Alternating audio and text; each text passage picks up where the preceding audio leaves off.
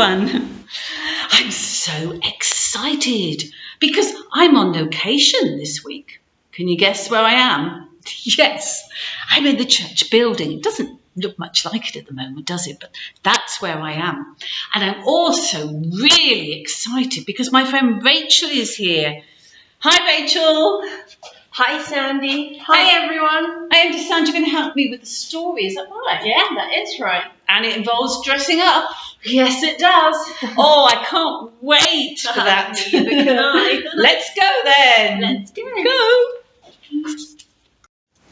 Our story today is about a little girl.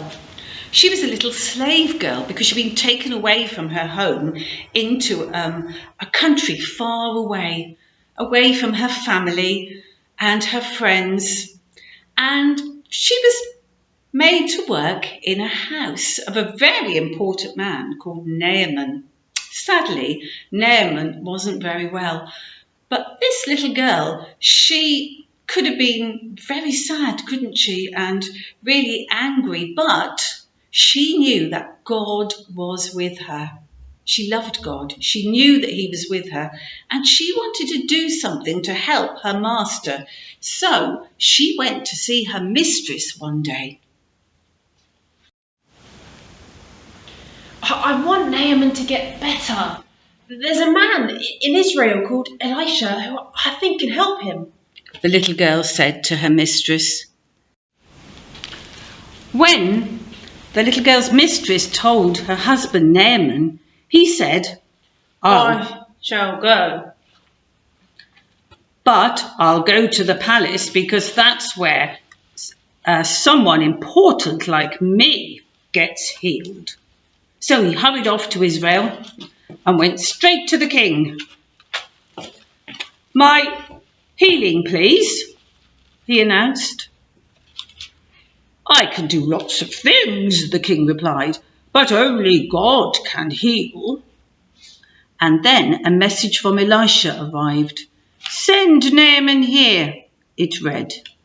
So Naaman hurried off to Elisha's house, but Elisha didn't even come out and greet him. He just sent a servant instead. Doesn't Elisha realize who I am? Naaman thought. But what the servant said next made him even crosser. He was told to go and wash in the river. Wash in there, he said. Just wash. Naaman laughed. Wash in that slimy, stinky river? He looked round to see if this was some kind of joke. It wasn't. Any person can wash in a river, he thought. I am Naaman. I am important. I should do something important so God will heal me. And he went off in a rage. Of course, you and I both know that's not how God does things. All Naaman needed was nothing. It was the one thing that Naaman didn't have. God knew that Naaman was even sicker on the inside than he was on the outside. Naaman was proud. He thought he didn't need God. His heart didn't work properly. It wouldn't feel anything. You see, Naaman had leprosy of his heart, and God was not only going to heal Naaman's skin, but he was going to heal his pride too. Well, Naaman finally agreed to wash in the river. He had to dip down into the river 7 times. He went into the smelly, slimy water and he dipped down once. He dipped down twice.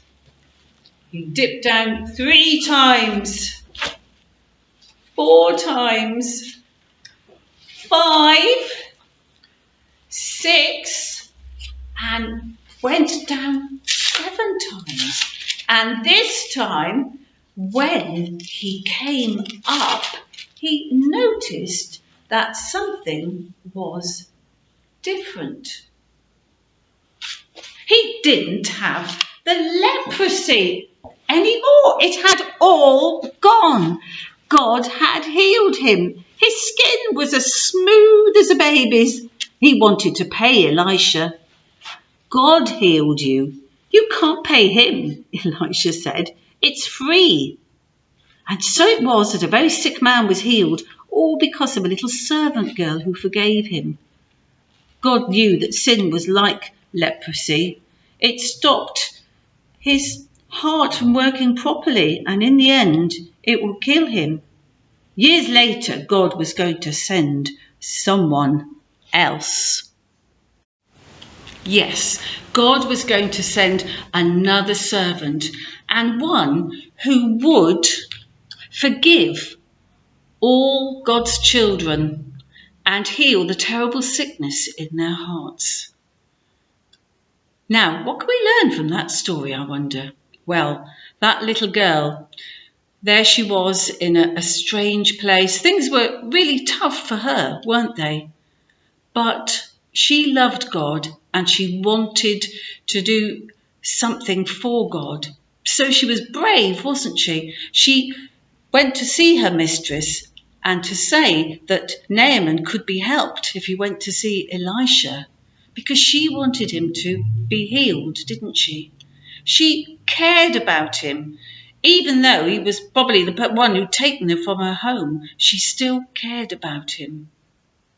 Maybe our challenge this week is to think of someone that we can pray for, perhaps somebody who we know needs God's help. Maybe we could make a card and send it to them. That would be a good thing to do, wouldn't it? And next time we'll find out a little bit more about God's chosen plan. Bye!